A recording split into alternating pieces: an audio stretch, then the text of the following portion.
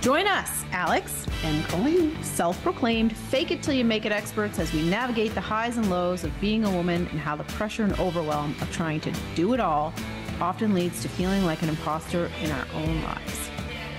On tonight's episode, we're chatting with the ultimate community builder, Clarke. Holly talks to us about her journey with ADHD and how she harnesses that energy to fight imposter syndrome and be an all-around superhuman. Hi, Alex. Hi, Colleen. Nice hat. Thanks. And you look. Sweatshirt, which says love. It says love. I'm very off-brand right now. No, I love it. Should say angst. Alex in her angst shirt. When I brought this home, that was like, wow. It's like, I know, but I just like the cut of it. No, I like it. I think it's great on you. I have a question for you.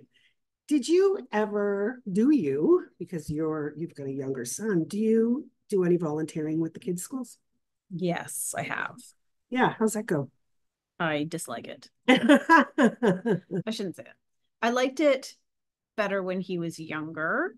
I don't do it as much now that he's in junior high or even in grade 6. I think the last time I did, I helped with the end of year party in grade 5. Oh, okay. Were you ever a class mom? No. Yeah, I've done that a few times. I've done a lot of volunteering. For 2 years, I was the class mom in Miss Millett's primary class. I don't think our school has those. No, I helped kids with reading and I did all kinds of stuff. I don't think anyone would want that from me. Well, I don't know why anybody wanted it from me either, but it was so nice to, squish those kids every day. I liked that. And I like getting to know my kids' friends through the years and even going to all of you do field day. I like field day. Oh, yeah, I did do last year's end of year field trip. Yeah. Poured rain. We went to Atlantic Splashland. That's right. Horrific. Yeah. Yeah. I liked the field trips. I did do a field trip once with the kids where there was some animals at the wildlife park doing some animal things. And I had to explain that to the kids. So that was fun. Yeah, that was fun. And then I've done a lot of volunteering with sports. I started doing it because when I first started my own business, I wanted to take advantage of that flexibility to be able to do it. But then as the years went on and Carrie struggled with kids, I also did it so that he would have someone to hang out with at field days. I know. Because people just weren't very nice. And they're nicer if I'm there. Right? That's sad. Yeah. That's sad. But I know, I understand it. And I feel the same way that sometimes you just need to get involved because your kid needs you there. Yeah. So good job. Tonight we have Holly Clarke, who is the ultimate in mom volunteer for everything. So welcome, Holly, to the mic. Thank you so much. I'm so excited to be here. I'm glad you're here. You do a lot with your kids, with Sparks, with hockey, with class trips, with you are in their heart. Oh, I just love it. Honestly, I relate so much to something you said and something you said. It's so funny. Just right off the bat, I was thinking, I said this to my husband before the holidays. We have been at the school volunteering because before the holidays, there's all this stuff going on. And I was at the school and I said to Nick when we got home, I said, sometimes I feel like I need to get to know these kids because you don't know what the future holds and how, especially social media. And I don't know how I'm going to deal with all of these things. I don't know how to raise kids who are on social media. I don't know how to deal with all the online bullying. And I do think maybe if I get to know them, maybe they'll be nice to my kid. I mean, it hasn't helped for me. Yeah. But, And there's nothing, honestly, there's just nothing you can do. Kids are going to go through all of these stages and you're just doing a great job as a mom. That's all you can do is support. Give the assholes less cotton candy. Yes. Fuck them. You did? Yes, I did. Yes. That's brilliant. Yes. Yes, don't come to my house for treats. You ain't getting any. Yeah. Don't put me in charge of cotton candy if you're going to be a bully. That's right. I think that's so smart. Yeah. No, it wasn't even for Halloween. It was at the school. At the school. That's hilarious. I love that. I love it. I love it. So we're going to jump in to talk a little bit about Holly, but I'm sure we'll get back to your volunteering and stuff like that and doing all the things, the person who does all the things. But before that, let's talk about how you got to the point of being this stay-at-home mom. And I put this in air quotes because, No, you're probably at home like no time. you're not home much because you work for the post office. I do. I still do. I Yes. still do. And that's something that people don't know about me. You know, my longtime friends and followers may know, but I have been on a leave without pay from Canada Post for 4 years now. And you can take up to 5 in our contract. You can take up to 5 years to raise your very young children. So I have 3 very young children who are now not so young. It's crazy to think, but I have a 9-year-old, a 6-year-old, and a 4-year-old. So when my youngest was born, that's when I started my leave without pay, and I have a year left to decide what I'm going to do. And it's a huge question. Everybody asks me, everybody who knows, it's like, what are you going to do? Are you going back to the post office? And I just don't know. I just don't know is the answer. I started at Canada Post when I was 19. So I was straight out of high school. And I had gone to Dalhousie University for a year, not knowing what I was going to do with that. But I went for a Bachelor of Science for the first year. And my mom directed me in that direction because I graduated high school in 2005. And this was the height of you go to university. You know, the guidance counselors, your parents, it was a lot of you go to university. It wasn't like NSCC was even much of an option at this time. It wasn't you take some time off, you figure it out, or travel or anything. A lot of it was go to university. What am I going to do at university? I don't know. Well, go for sciences because that'll come in handy. That'll come in handy. Be a doctor. Exactly. Well, that was it. Pharmacist, nurse, you know, all of these. If you weren't going to be a teacher or like, go do science. So I ended up doing a year of that and absolutely did not like it. Then I started with Canada Post. So randomly, my mom took home this was paper resume, paper applications to apply for jobs.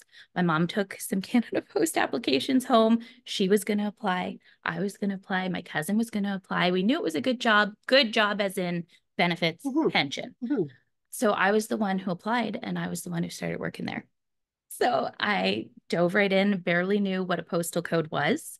I still remember my first night of work. It was back shift. So it was like midnight till 8 a.m.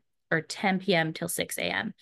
And I walked in with my steel-toed boots and by far the youngest person. And I walked in and oh my gosh, I just remember not knowing what to do. They were like, you just pick up this parcel and you look at the postal code and look at those postal codes and look at that postal code and throw this in there. And I don't know how I got through it. But I kept going back and I kept going back. And here we are. That was 18 years ago.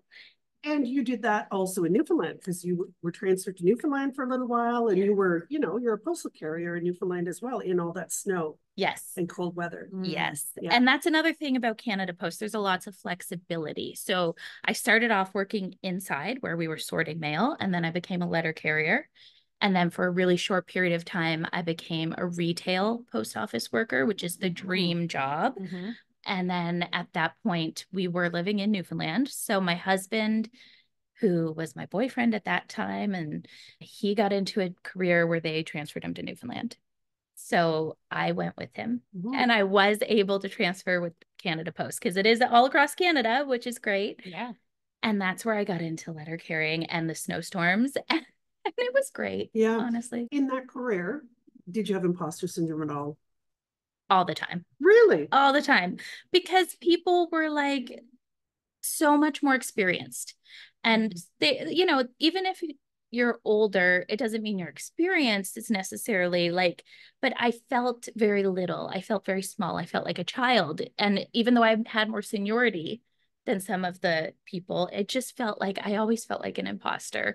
I just got a lot of flack, a lot of teasing, a lot of being a woman as well. When I first started 2006, there were not as many women letter carriers as there are now.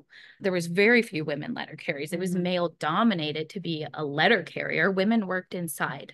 Women were sorting mail and prepping mail. Yeah. So when I went out letter carrying at like 22 or whatever I was, it was hard. Wow. Did you run into different challenges that men Absolutely did as a letter carrier? Like what? Absolutely. Being young and being a woman, I cried so many times. I'm telling you, when I first started letter carrying, I got into this situation where a man, a grown man who was much older than me and had much more seniority than me, blasted me, started yelling at me in front of everybody, in front of the supervisor, because I made a mistake.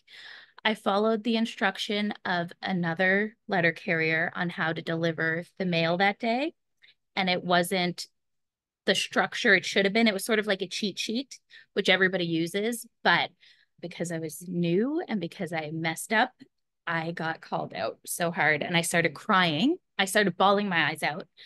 It was so emotional for me because he was like, "What's wrong with you? You've made all these mistakes. You've messed up everything." And the supervisor came over and the supervisor let the man continue to yell at me. Oh, wow. Mm-hmm. And I was crying. And I stood there and I took it until everybody stopped yelling at me. And then I went to the bathroom and I pulled myself together and I came back out and I put my satchel on and I went out on the road and I delivered the mail that day.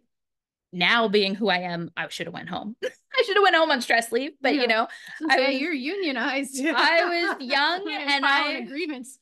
Exactly. I should have. And but I'm stubborn. I'll cry, but I'm very stubborn. And so I went out that day and I delivered the mail. And when I came in the next day, the supervisor took me aside and he apologized. And he said, "I'm sorry. I never should have let that happen." You know, just all of this stuff. And it didn't make me feel any better. No. Because why did you not say that at the Too time? little, too late. Too little, too late. Don't you find that things like that happen at work just compound your lack of confidence then? Well, also, if you're going to do that, he should have said that in front of everyone. Yes. You're right, Alex. It's been a public apology, just like a public, yes, berating. So that was a learning curve for me. I'm still mad at myself that I didn't stand up and say more, but I'm proud of myself that I went in the next day and I did my job. And I went in every single day, being the youngest by far in the building, being one of the few females. It's just not set up. Letter carrying is not set up in a great way for women who I had to use the bathroom more. I have my time of the month. I have all of these things, and they just kind of drop you off in the middle of the road and you walk all day. It wasn't great, but I did it, and I did it for 7 years. So if you go back, do you know what capacity you would go back in? What role? Yes. So when I left 4 years ago, I was inside sorting parcels. So I was in the parcel department. It is roller belts of parcels that come down and you push them in the right direction type thing. And you get stuff ready for the letter carriers. And I prefer that job because I like to be inside. I'm out of the elements, but it has worse hours. Oh, really? So that's hard. It's weekends because you need to prep on the weekend for things to go out during the week. Oh, and the weekends as a mom are crazy busy. Yes. So this is my big dilemma. This is my dilemma. My husband works shift work. And that also, the post office is a type of shift work, weekend shift work. So I'm not sure. Serving up hot brews, refreshing cold drinks, lots of fresh baked goodies, and delicious lunch options. Visit the Mellow Mug in the heart of Larry Utech for dine-in, takeout, or drive-through service.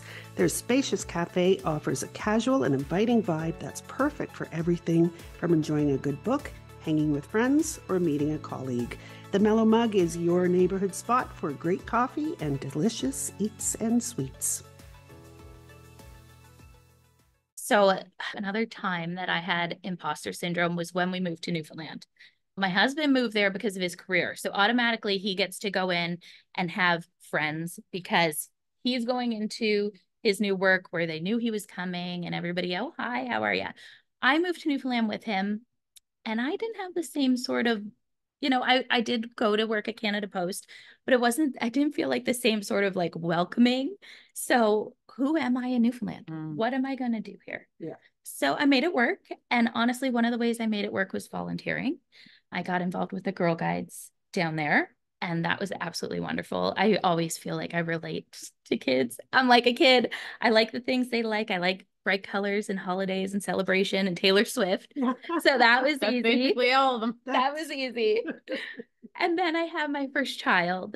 And so that was an exciting time. And everything changed. You have your first kid, life is no longer what you knew. That is the truth. So I started the blog. Oh. that was when I started. 2013 was when I started blogging. I loved beauty, I loved makeup, and I loved my baby. So I was a beauty and baby blog. Love it. Yes. Yes. And so let's bring us to today. Mm-hmm.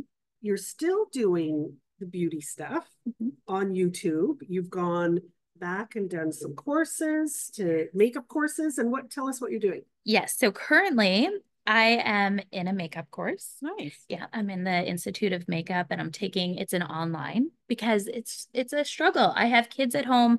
I would love to go take an in-person course, but I just don't have the time right now to do that. So in a way, this is just a little taste of getting to know some beauty techniques for myself, for my platform online. And that's awesome. Yeah. And you're doing that on YouTube as well. So you've got a whole YouTube channel going. Cool.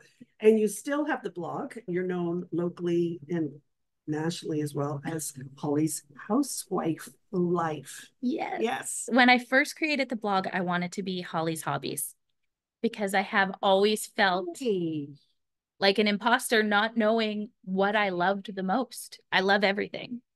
I don't know what I love the most. I just love hobbies. That name was taken, of course. That was taken. And this was 2013 and blog names were still being taken. So I started thinking, what am I? Who am I? And I still was working at Canada Post at that time, but I was like, Housewife Life. I like it because I like crafts, my kids, my beauty, my whatever. It kind of is an umbrella that has a lot of places to go. And then you've got 3 kids. You're busy, busy, busy. You're doing all the things. You're doing the volunteering at school. You're doing the volunteering with their sports. You're chasing them around like crazy. How are you doing it all? ADHD. Exactly. And a lot of coffee. Holly is living off ADHD meds. Yes. And coffee. That keeps me going. I always felt different. I always felt different, not in an imposter way so much, but in a weirdo way. Like I was odd. I was different, but I wasn't like, I had lots of friends. I had okay marks. I just always felt like, but there was something missing. Like there was something that made me a little bit unique. And I didn't find out until I was a grown adult. I mean, I think I was 29 maybe when I got diagnosed with ADHD. And ever since then, everything has started clicking and making more sense. All of the ways that I am a little bit a little bit hyper-focused, hyper-focused on things. I have to do things my way. I get really obsessed with certain things. I change my mind every day that I'm going to be a blogger or a knitter, or I'm going to own cats. I don't know. I did breed cats at one point. Like it's just. And do you, because my son has ADHD and also hyperfixates, but what I find really interesting about him is that he will hyperfixate on a number of different things, but he'll hop back to them when you never know. Like I can come into his room, he could be playing the keyboard, he could be sketching, he could be doing a makeup look, he could be singing. I don't know. And it's like sort of he comes in and out of them, and then we'll do something obsessively for weeks and then not touch it for weeks. Yes. But so it's not always something new. He kind of has a collection, and then he'll add new ones in, obviously. But yes, I'm the same way. I'm the same way. It's almost like it's not that you got bored of it, but you've sort of let that one run its course for a while and you bump onto the next, and then but you do recycle back to the. I just find it fascinating when things come back. Like what I'm always in my mind, like you haven't drawn for 2 months. And then all of a sudden, all you want to do is draw. And I find that so interesting. It is. Just to kind of watch those patterns. It's very interesting. And then each time he kind of picks up new skills and then drops it for a while and then comes back and picks up more new skills. So it's just, I don't know. I love to watch the way the ADHD mind works. Yeah. My youngest has it as well. And it's just, to me, a very interesting watching her as well. Try to maneuver life with ADHD is not easy. It's not. And I always wondered, and I've had people say this to me, even at the post office. I had somebody say before, why can't you do this? Everybody else can do this. Why can't you do this? And I cried then too, because I didn't know. I was trying, but I just couldn't do things the way that everybody else was doing it. And now I know it was the ADHD, and especially with girls and women, ADHD was never on the table when I was growing up. No. Oh, it presents itself very different. It's so different. But it wasn't even recognized. You're right. No, not at all. Even when I was diagnosed, my mom was like, no. Like people are like, no, because I'm not super hyperactive, like physically moving and doing, but it's my brain. It's the brain that is just. Yeah, I think it can present in a lot of different ways. Yes. For sure. I think I have mild things that come up too. Like I definitely am prone to hyperfixation. There's no doubt about that. Yes. But my mom was the same too when I mentioned it. She's like, no, I know you always did everything, whatever. And I'm like, yeah, but I think, maybe we're all on the spectrum to some degree. Yes. But now that I'm seeing all these things in Carrie, I'm like, I know. Yeah. And it is hereditary. And I think with TikTok too, because TikTok's coming on explaining a lot of this is my ADHD brain. And I'm sitting there looking at some of these TikToks going, that's my brain. Like that's how my brain works. What are you talking about? Like, yeah. So I think you're right that maybe all of us are a little bit on that wavelength and we've learned to deal with it maybe. What are some things parents should look out for in a young girl with ADHD? So this is very interesting because it can be hereditary. And I do feel like you guys were saying, it presents not that I'm saying not to look out for the young boys as well. It's just it's presented sometimes differently with young girls, and you're a girl. So absolutely, I can speak to what it was like for me. But being creative, being creative, and that's so many of us in this business and the people who I know who are entrepreneurs, and you're so creative. That's a big thing. I mean, that's not an obvious one because you don't have to be creative, but I love being artistic and creative. And then there's the side that is not so great, which is like aggression and being upset and being quick to anger and having anxiety. Yes, those things can just be anxiety or anger, but it's like this frustration. It's this different type of anger with ADHD where it's just so uncontrollable. And I'm kind of dealing with that with my children right now. They're having a lot of anxiety issues, and I'm just keeping an eye on things to see the emotions just cannot be tamed. Yeah. And I'm keeping an eye on it to see, is this just normal growth spurts? Or could this be a little something like ADHD, especially the girls? It's presenting in being upset, being emotional, being anxious. And some of I think the frustration is because you do things maybe differently. Like you said, why can't everybody else do it? And you're not able to grasp a concept or, Yes. So maybe that's some of it with ADHD as well, that you need to be taught a different way or you're not understanding and that's frustrating. Absolutely. Something that my teacher said to me when I was in grade 12 in high school, my English teacher pulled me aside.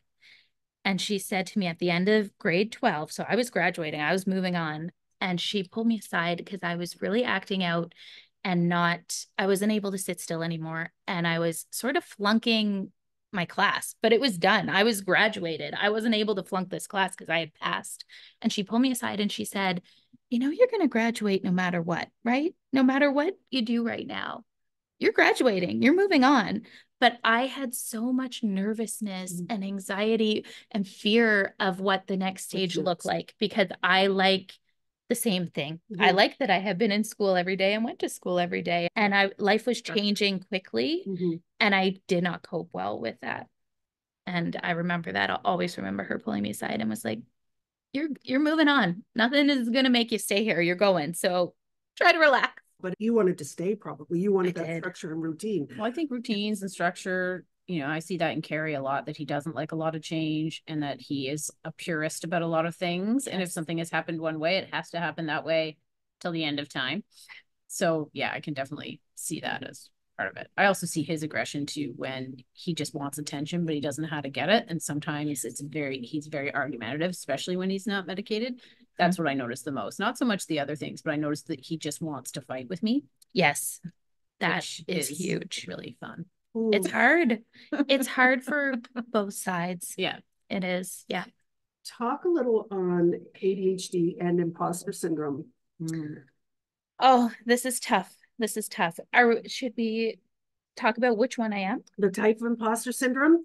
I honestly, so first of all, Holly has notes. She is our first, I think you're probably the first guest that's come in here with a scribbler full of notes, which doesn't surprise me at all. But I can see what Holly has written here as her type of imposter syndrome, but I didn't even have to ask because you're a perfectionist. 100%. Yes. Holly wants to get things right. You want to do everything the right way, the best way. I would guess there's a touch of superhuman in it. And there's a whole lot of superhuman in there. That's Holly's pizza. Perfectionist and superhuman. So the perfectionist, do I have them here? Give me a second. No, I don't have my list here. So perfectionists, I think we all know perfectionists want to be perfect, right? Superhuman. Okay, perfectionists' primary focus is on how something is done. This includes how the work is conducted and how it turns out. One minor flaw in an otherwise stellar performance makes you feel like a failure. Yes. So I have another memory. Yeah. That's a terrible memory for me, and I try to get rid of it. But when I was 6 years old, I was coloring in this Trolls coloring book, and I messed up the page. Just one page. You think you could tear out that one page and move on? I tore up the whole coloring book and threw it in the garbage because I am this perfectionist. I have such high standards, and it's difficult because I have them for myself and I have them for others. And I have a lot of energy, and I do push that energy. Like my poor husband is a saint because you do want people to also help you. Yeah. But I'm an oldest child. I have ADHD. I'm a Scorpio. I feel like these are just all perfectionist qualities that have morphed into me. And you measure competence based on how many roles you can juggle and excel in. Falling short in any role as a manager, team member, parent, partner, friend, volunteer, all evoke shame. Holly, I don't know that I know anybody that volunteers and does so many projects as you. Like, I watch you take these projects on, and it's all great for social media. Right. But as a individual, that has to be exhausting, like beyond exhausting. It can be. Do you like downtime by yourself? That's interesting because I do like being alone, but I don't do that well with downtime. I like having something on the go all the time, and I like people. Yeah. And I like events, and I like fun, and I like kids. Because you're an extrovert. I am. Yeah. But you charge from other people. For sure. Yes. Yeah. So you don't see this superhuman thing as a negative, really. No, I do though see that I have trouble saying no. And I have rejection sensitivity disorder, which goes with ADHD, where I want everybody to like me. Yeah. I want to do a good job. Pleaser. I want to please people. And again, is that ADHD? Is that because I'm the oldest child? Is that, what is it? I don't know. Right? So somehow I've just ran with it. And I honestly enjoy it though. I have cut some things that weren't giving me as much joy.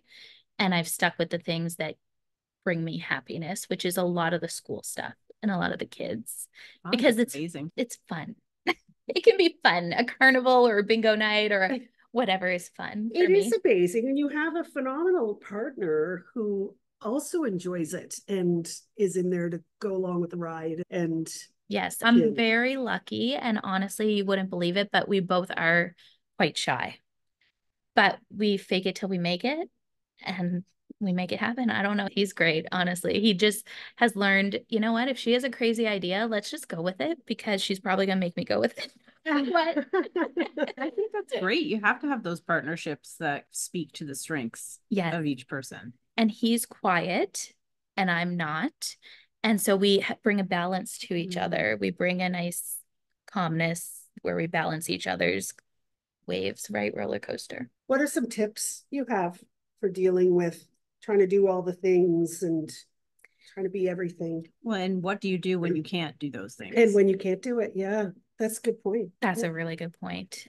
You have to have great people around you. I have great people around me. I have the best people. Like our school body and the PTO have been incredible. And we each take on jobs. My strength is not going to be numbers or organization, but I can build a balloon arch, or I can decorate a gym, or so I take that. And then my girlfriend, who's an accountant, she deals with the numbers. And so you do have to break things up because you cannot do it all. I've tried, and it'll backfire. It won't work out. And this year I've started speaking up a little bit more when things have got too crazy. And I've started advocating for myself in ways that I didn't before, where I said, I'm going to need help with this, or it's not going to go ahead. Whereas previous years, I might just do it, even though I'm taking a breakdown and crying. I mean, that's really good growth, honestly. Yes. Because I see your stories and you're doing all these things, and I'm always wishing that you were on my PTO because I dislike my PTO. But I'm just always in awe of you, how you're balancing. Like, I have one kid and I couldn't do what you do. I just couldn't. You know, all of our lives they're just so different. And so I look at the things that you do and I go, oh my gosh, I don't know how you do that. I couldn't do that. And I just feel like there's different strengths that we all have. And I don't know, I just really like stuff that kids like. So it's come a little easy to me. But that's interesting that you're saying that, though. I like that concept because maybe we wouldn't all be comparing ourselves to each other and feeling that imposter syndrome if you just said, I'm just going to be me. Yes. And I'm going to do the things that I like to do. And here's my strengths. So I'm going to focus on those. So you do your things. And maybe that's like probably one of the biggest tips for not feeling like an imposter is just being who you are. Yeah. Yes. Right. Yes. I sort of made a note about that. So I sort of said that I feel like an imposter coming on your podcast because I feel like you've had a lot of professionals who've had a lot of success, and it's hard for me. I don't know if I've had the professional success that others have had who've been on your podcast. I feel a little bit of an imposter sitting here chatting with you, but I've had success in other ways. I've had my success, and I'm very lucky to have my partner and have him support, maybe if it's a financial way and I support in a family way or whatever it is. But I feel like I've been successful in building relationships, and I've been successful in, I don't know, where am I going? Balancing a household the way that you do. And I think even especially with ADHD, to be able to time manage the way that you do is so impressive. That's something I have to work on every day. Things have to be color coded, and things have to be, as much as it's hard for me, I do have to stay on top of it. Even the dedication to that is so impressive, I think. I know for me that I don't, that kind of organization and thought process, and like knowing where to be and having to navigate between 3 children and 2 adults and making sure everyone's covered. And then I think you also take in like neighborhood kids and take them other places too. You're right. I love to carpool. Yeah. I don't know how you're keeping it all straight, but it's amazing that you are, and so happy to do it too. I love community. I'm all about building community, whether that be like the school community or her blog community or my crafting community. I just love community. I feel like that's what it's all about for me. And I feel like I really got there in the last year or so. But that is your measure of success. So when you say you've got some imposter syndrome around coming on the podcast because maybe there's been some professional people on or whatnot, everybody's measure of success is so different. Yeah. You had these goals set out for yourself. You've reached them. You're doing them. You're successful. Like those are all, to me, like, way to go. To be in a healthy and supportive partnership, to have, supported children, to build these communities, because I know, you're part of them, but you're also building a lot of them too, which is, people need community builders, which is why I said I wish you were running my PTO, because like, those kind of things, those people are special, and not everybody has the skill set or the ability or the interest in doing it. Yeah, or the energy. And I mean, I've done some projects with you and you've come in with your energy, and I'm like, whoo, like, I know it's going to be a successful project because Holly can come in with her energy and get stuff done. I'm happy to be in some of those communities that you build. I say the same about you. I really feed off of that partnership and working together in those communities. And especially after everything we've been through with COVID, that kind of got me in an all-time low. Yeah. We went down and I was low. And how do I get out of that? I don't know. But I started thinking little baby steps, and even now the world still has so many things and it's so heartbreaking to think, but I just think, what can I do today that's going to help anything? I can do a carpool. I can do it, little baby steps. And yeah, and it's even doing things like going to the community coffee shop and buying coffee there, yes, local coffee shop or local stores. Like we're all trying to, everybody's having a tough time right now. yes, and I feel like that plays off the ADHD as well. Like you take everything to heart. One of the ways to combat imposter syndrome is to actually listen to how awesome the people in your life think you are. If you're looking for the perfect gift for a loved one, where you can tell them all of the things that make them special, visit my Drawbridge Creative Etsy shop and purchase a Things We Love About You custom poster. With several styles to choose from, it's a fabulous gift for any milestone birthday, anniversary, retirement, or just because. Holly, do you have any... do you have a mantra? Do you have a quote? Like when times are tough, like do you have a quote you use? I have a couple. Yeah. So the first one that I developed over the last few years is that two things can be true at once. That was a big one for me because negativity can really put me in a tough place mentally. And I started saying to myself, two things can be true at once. If you're feeling a way about a certain thing and I'm feeling a different way about the certain thing, they can both be true. Both of our feelings can be true and valid. And I just try to welcome everybody in my life with an open mind. And even if we disagree, we can still be friends. True. Yeah. And my next thing that is more family is that the days are long, but the years are short. And I know that's so cheesy, but it isn't. There's nothing more true. It's so true. It's so true. I've got older kids and I watch you with your three, and sometimes I look and think that's parallel lives, just 15 years apart kind of thing, 20 years actually. But it's so true. Like time, when you're in the thick of it, it seems like this is going to last forever. But then when you're on the other side of it, you're like, wow, that went like that. Yes. And it's hard though. It's hard when it sucks when somebody says it. You're up all night with this baby and somebody goes, oh, appreciate the time. Like, screw Oh off. yeah, Like, you don't want to hear I that. was trying to nurse this baby for 9 hours in a row. Like, don't tell me the time's going to fly. So you don't want to hear it from other people sometimes. Yes. But you're right. Yeah. Absolutely. It's funny because my handle is Holly's Housewife Life, but I never wanted to be a housewife. I wanted to be a working mom.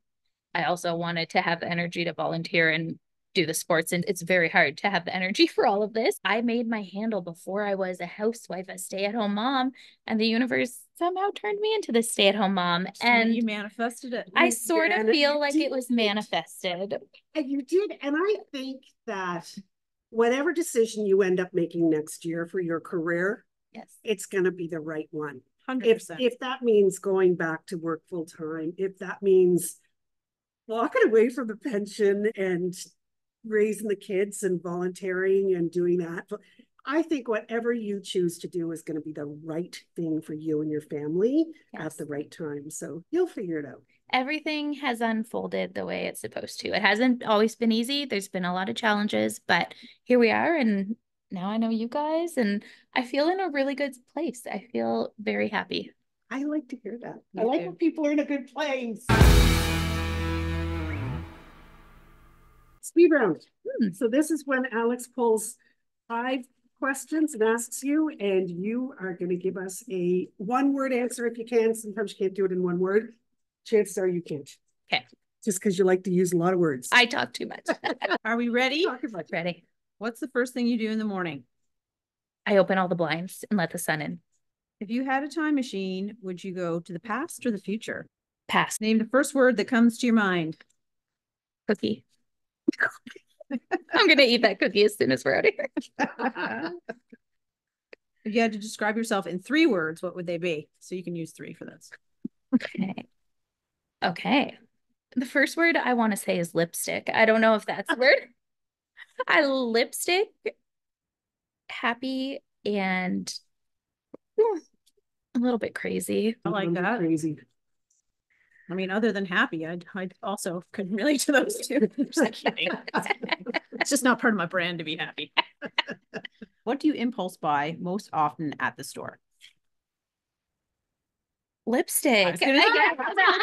That's exactly what I would say. I wanted Always to lipstick. say something else, but that was it. Yeah. It needs to change the Holly's lipstick blog. Yes. Well, you know I love you, and I loved having you on. It was fun. I think it's a really important discussion to talk more about ADHD. We talk about imposter syndrome here, but I think talking about ADHD is incredibly important. So I'm glad we touched on that a lot today. Thank you so much. It was amazing to have you. It's always really good to spend time with you. Thank you so much. Thank you. I appreciate both of you. Love you both. Thank you so much. It was so good to see you. Gosh, I love spending time with Holly. She's just the best. It's interesting because I've done a few projects with her now, and she's just so much energy, and she puts her full everything into what she's doing. And it's just a joy to be around her. She is. She's such good vibes. Like, she's just so upbeat and kind, and she just makes me happy when I'm around her. Yeah. You know, for me, yeah, a big statement. It's the kindness that gets me. I think she's such an empath. She feels with her whole heart. You know, I mean, she said a couple of times about crying. That's just who Holly is. So you see her online, and if she shows up and she's upset about something, you know it. She's putting it out there. But if she's happy about something, or she's mad about something, you see it. She's so genuine. I think you don't see that a lot. Yeah, it is refreshing. So I hope you all liked Holly as much as we love Holly, and go give her a follow. Yeah, she's great. And it was a really fun chatting with her. It was. Thanks, guys. Bye. Thanks so much for tuning into this episode of Imposter Sisters. Please remember, we're not doctors or mental health experts. If you're looking for mental health guidance, please see our show notes for local resources. We'd like to thank our location sponsor, the Mellow Mug, located at 64 Delridge Lane, for donating this amazing space for us to have these important chats, and for supplying us with drinks and goodies. Please give them a follow, and make sure to stop in to see this beautiful spot for yourself. Until next time, keep your head high, and we will see you next Tuesday. Are you looking to up your social media game? Social media can be intimidating and overwhelming, but it doesn't have to be. At Everyday I'm Branding, we truly believe that every day is an opportunity to showcase your brand through authentic and aligned social media strategy and content. Whether you're looking for done-for-you social management or monthly strategy sessions, the team at Everyday I'm Branding can help you reach your ideal audience in a way that feels aligned and drives conversion. If you'd like to have the Imposter Sisters come into your business and help you and your team get comfortable creating social media content, ask us about our new Keen to Screen program, a value-packed social media training for anyone that is looking to up their social media presence, either as a solopreneur or to empower their team to be impactful brand ambassadors.